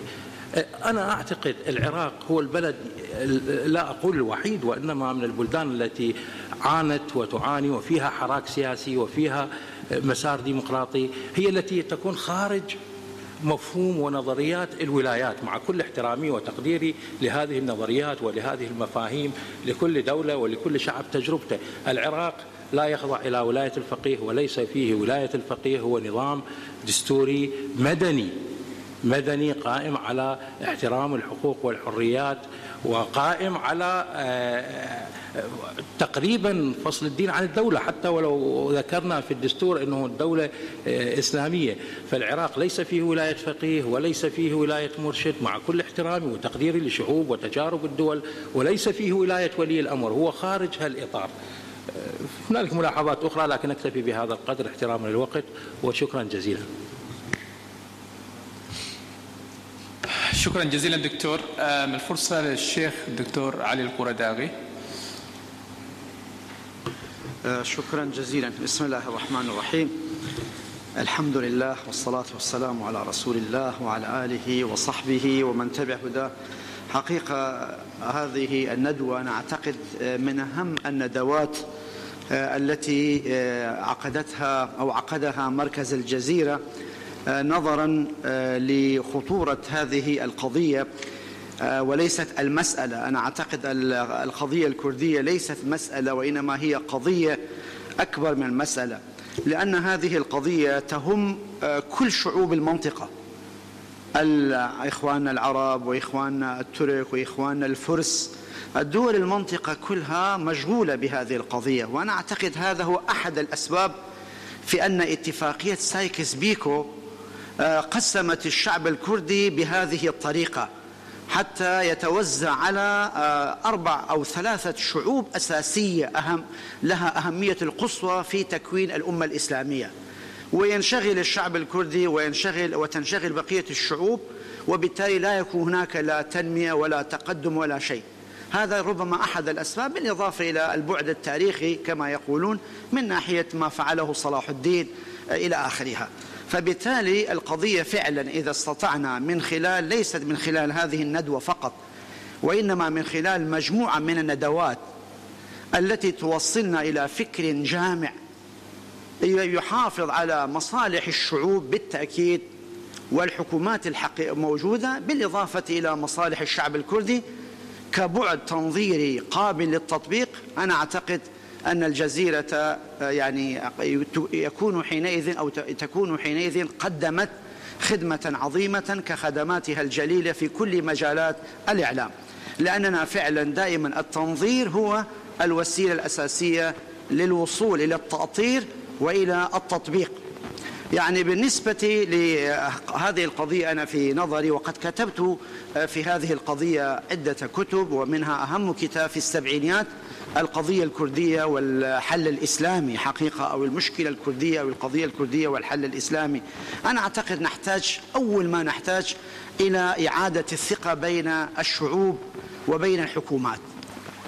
يعني على سبيل المثال مثل ما ذكر الإخوة الكرام بالنسبة يعني إقليم كردستان في العراق، كلنا يعلم بأن النبرة القومية اليوم وبعد اعتراف الدستور واعتراف الحكومة بالإقليم كردستان نبرة الانفصال أقل بكثير جدا قبل ذلك. هذا شيء طبيعي جدا، لأنه حينما يكون الشعب الكردي يعني يكون له مهما كانت هناك مشاكل لا تخلو من مشاكل، طبيعي جدا أن تكون هناك مشكلة بين الجميع، ولكن حينما يكون هناك إحساس بأن الحقوق محفوظة يكون هناك اطمئنان. نحتاج إلى اطمئنان من الجانب الآخر، الشعب العربي أو الشعب الفارسي أو الشعب التركي أيضا يأخذون نوع من الاطمئنان من الشعب الكردي، لأنه الآن حقيقة، فبالتالي نحتاج إلى نوع من الحكمة ونوع من التصالح الحقيقي بما يحقق المصالح. حينما تكون هناك أنا في اعتقادي عدالة حقيقية لا تكون هناك إشكالية، وحينما يكون هناك ظلم حتى داخل العرب أنفسهم يكون الآن مشكلة العراق اليوم حقيقة هي مشكلة الإحساس بالظلم بين السنة والشيعة وبين الشيعة أنفسهم، ليست قضية طائفية، ولا يجوز أن يفسر ذلك قضية. وكذلك إخواننا في وسط قضية حقيقة إحساس بالظلم، إحساس بالإقصاء. فلذلك أول مشكلة هي تحقيق العدل الكردي. أنا سألت مرة أستاذ مسعود البرزاني شخصيا، قلت يا أستاذ مسعود هل أنت تريد أن تكون حقوق الشعب الكردي أكثر من حقوق الشعب العربي؟ قال لا والله أبدا. وهل تريد أن تكون أفضل من أي عربي ولا تركماني؟ قال لا والله. إذا حققنا المساواة الحقيقية وإذا حققنا العدالة الحقيقية أنا في اعتقادي تكون منطلقا، فلنتفق على كلمة سواء. يعني الآن مشكلة الكردية في تركيا، إيش كانت المشكلة؟ مثلا 20 مليون كردي ما كان هناك اعتراف باللغة التي هي آية من آيات الله مثلا، بالإضافة إلى ما أشار إليه بعض الإخوة الكرام من قضية التهميش وغير ذلك. كذلك في العراق إذا صفت النيات إن يريدا إصلاحا كما يقول رب العالمين يوفق الله بينهما. ولذلك كان سيدنا عمر رضي الله عنه كان يضرب الشخص أو الشخصين الحكمين إذا لم يصلا إلى الإصلاح. خلي نحن نكون في هذا المركز وفي هذه الندوة وكذلك في بقية الندوات التي نحتاج إليها نكون يعني حكاما إن صحت أو حكما عادلين في هذا المجال حتى نصل إلى النتيجة. أنا أعتقد ما يطلبه الشعب الكردي من الحقوق المشروعة السياسية واللغوية حتى في مسائل نوع مما يسمى بالفيدرالية كانت موجودة حتى في ظل يعني بعض الإخوة، حتى إخواننا الباحثين الكرد يعني ربما يفهمون من النظام الإسلامي أنه هناك إبعاد للشعوب. بالعكس، كان النظام الإسلامي كان يعطي صلاحيات واسعة للولايات، فالولايات كانت تعمل بهذا المجال، وصلاحيات الولايات وأنا درست هذا دراسة أكبر من صلاحية النظام الفيدرالي. فبالتالي حتى مسألة الاقتصادية، خذ من أموالهم من أغنيائهم وردها على فقرائهم، الأولوية للإقليم، ثم بعد ذلك يروح إلى الإقليم الآخر، وليس لكن إقليما قوميا بالمناسبة، ولم يكن إقليما قائما على اللغة، وإنما كان إقليما قائما على الجغرافيا إلى آخره. ولكن لو غيرنا هذه النوعية من الجغرافيا إلى إقليم قومي ويحقق المصالح والوحدة والانسجام، أليس ذلك أفضل؟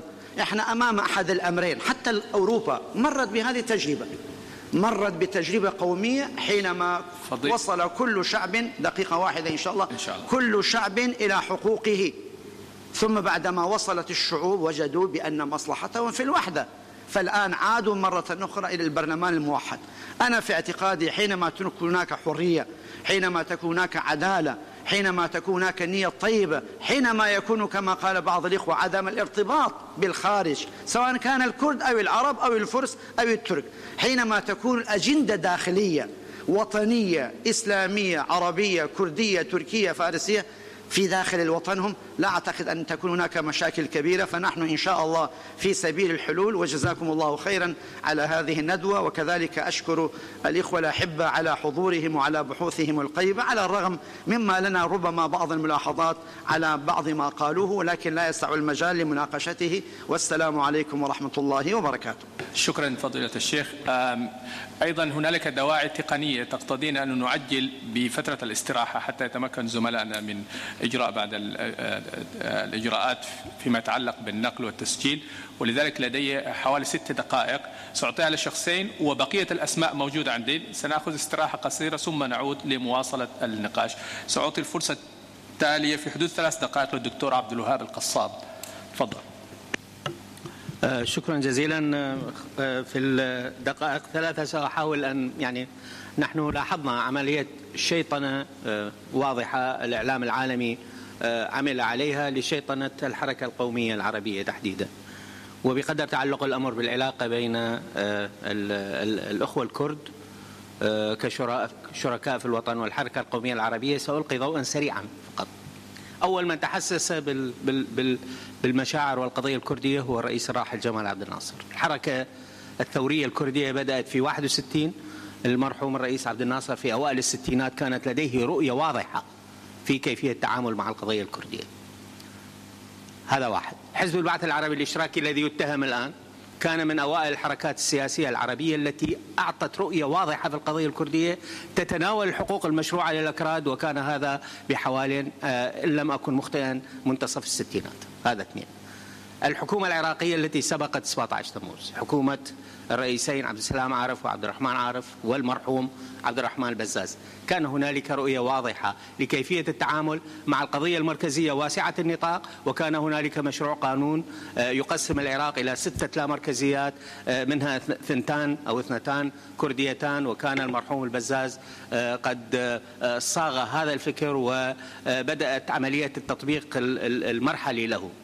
في عام 1970 اعترف بالحكم الذاتي لمنطقة كردستان العراق. أنا أسأل أي من الأخوة الأكراد ليرى كم من المنتج الثقافي الكردي نتج عن دائرة الثقافة الكردية في العراق، لكي نجيب على ما يقال وما يدعى بأن هنالك كان قسرا أو عملية إذابة قسرية للأكراد في الثقافة العربية، لنعد كم هو المنتج الثقافي الكردي وكم هي نسبة ما أنتج في العراق من قبل مديرية الثقافة الكردية. في عام 1991 اتفق الأخوة الكرد، القيادتين الكرديتين أتت إلى بغداد وجلست مع الحكومة وتوصلوا إلى اتفاق. هم لم يتوصلوا، هم توصلوا إلى اتفاق، وغادر الأخوة الكرد بهدف التفاهم مع أجهزتهم والعودة، ولم يعودوا، وواضح الضغط الغربي كان كبيرا عليهم. هنالك أيضا من النقاط التي ينبغي الإشارة إليها، هذا هو تاريخ. يعني نحن لا يجوز لنا أن نتهم الحركة القومية العربية بأنها قمعت أو ساهمت في القمع. الحركة القومية العربية كانت تتحسس. هنالك أخطاء يمكن أن تحمل إلى الأجهزة التنفيذية للطرفين التي أودت بالعلاقة في مراحل، ولو كان لنا مزيدا من الوقت يعني حاولنا أن نشير لكل منها على حدة. شكرا جزيلا. شكرا دكتور. الفرصة التالية للأستاذ أحمد الزاويتي، الزميل أحمد الزاويتي، تفضل. شكرا جزيلا.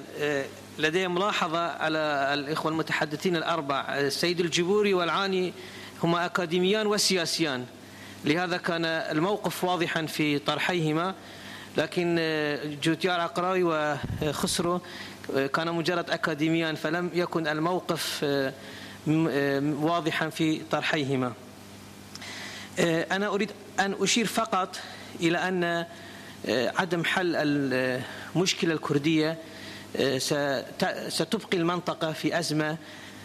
سأتي بسلسلة أحداث المشكلة الكردية. عدم حل المشكلة الكردية في العراق أدى إلى اتفاقية الجزائر. عدم تطبيق اتفاقية الجزائر أدت إلى حرب ال8 سنوات. حرب ال8 سنوات أدت إلى غزو الكويت. غزو الكويت أدت إلى احتلال العراق. احتلال العراق أوصلنا إلى عراق اليوم. فبقاء المشكلة الكردية دون حل طبعا ستبقي العراق وكذلك كل المنطقة في الأزمة.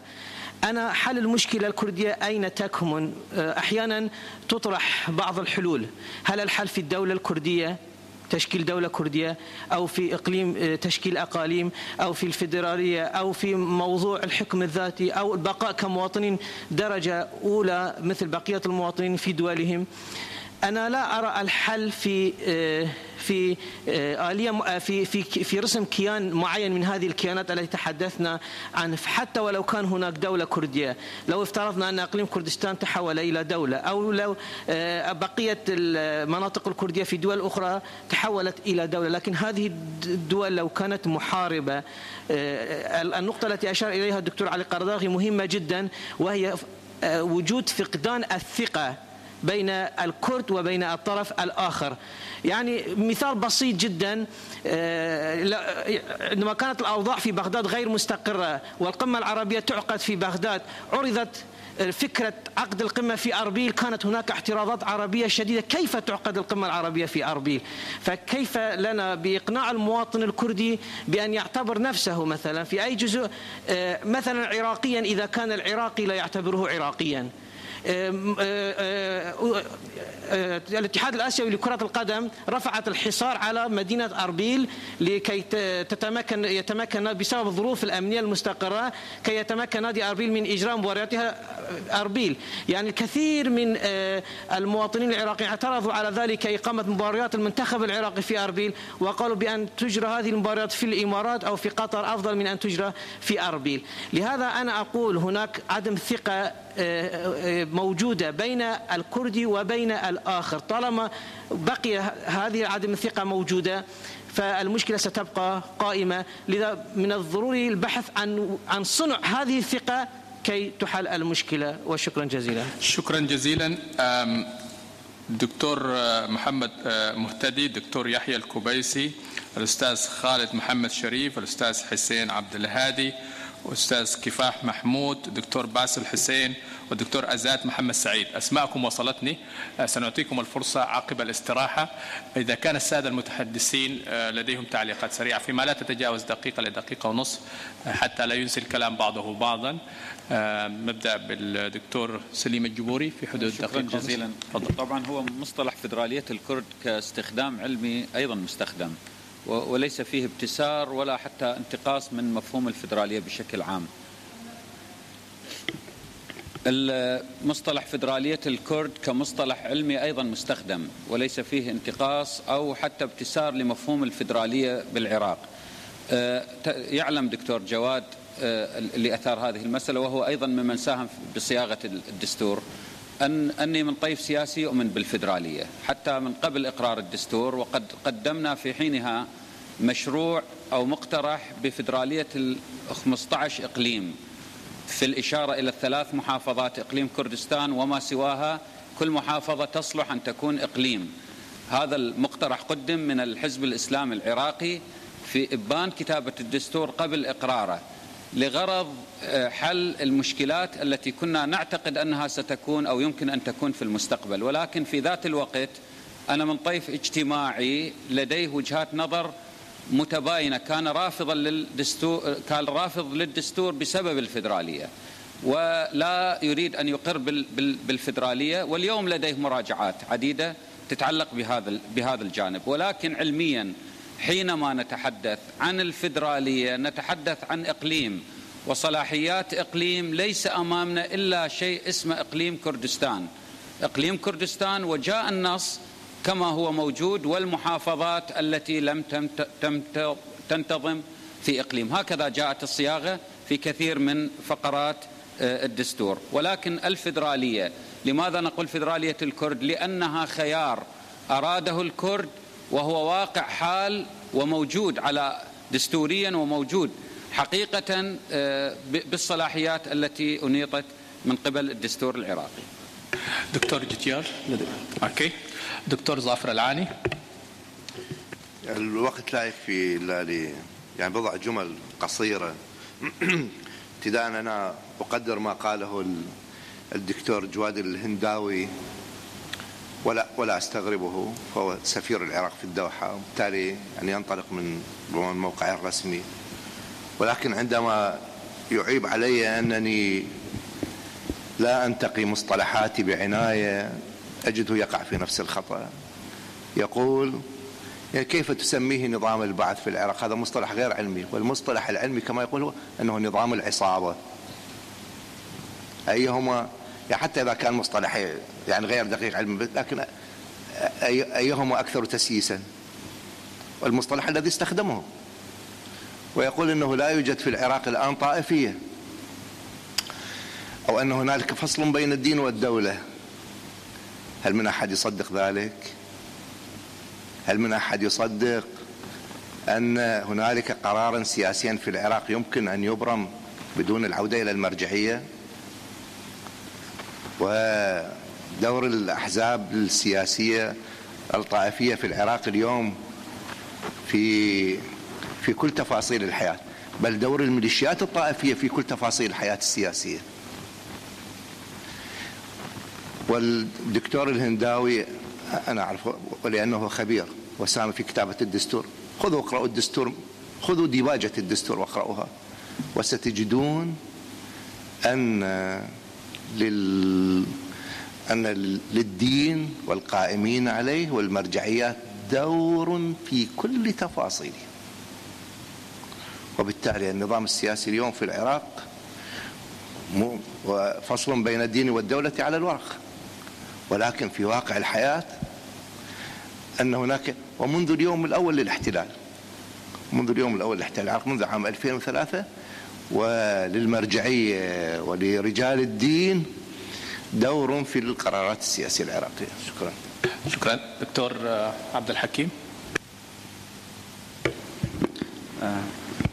لجواب لسؤال واحد فقط، أنه لماذا لم تتحول حركة تغيير إلى حركة ثورية كما في الدول العربية الأخرى مع الربيع العربي؟ حقيقة هناك عدة أسباب أشرت إلى بعضها ولم أشير إلى بعض الآخر بسبب الوقت. المسألة الأولى أنها الحركة واللي ذكرتها أن حركة التغيير حركة خرجت من داخل الأحزاب، يعني من داخل الأحزاب الحاكمة والسلطة أو الحزب الحاكم، حزب الاتحاد الوطني الكردستاني بالدرجة الأولى، والحركات الاحتجاج خرجت من داخل هذه الأحزاب. المسألة الثانية هي مسألة التهديد الخارجي.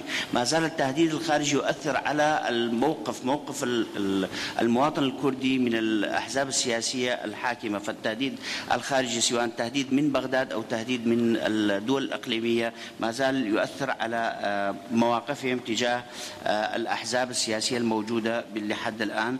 والنقطة الثالثة هي أن أحزاب المعارضة واللي ذكرتها لم تطرح نفسها كبديل عن الأحزاب الأحزاب الحاكمة كما حدث في ليبيا أو في مصر أو في تونس، ولكن هي استمرت كحركات احتجاجية على الأداء السياسي للسلطات الحاكمة.